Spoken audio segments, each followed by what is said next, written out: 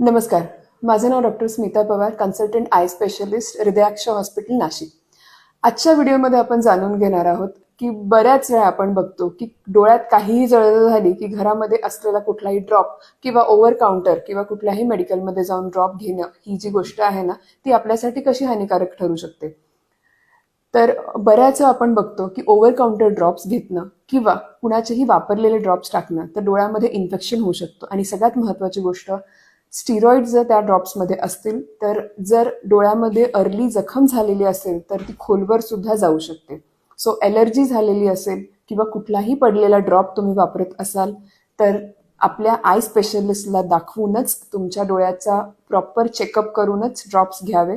आणि एक्सपायरी जी असते ड्रॉप्सची ती ड्रॉप ओपन न करता असते. बऱ्याच वेळा आपण ज्यावेळी बघतो एक लॉंग टर्म एक्सपायरी असते, ती ड्रॉप ओपन केल्यानंतर ती केवळ 1 महिन्यापर्यंत पुरते असते.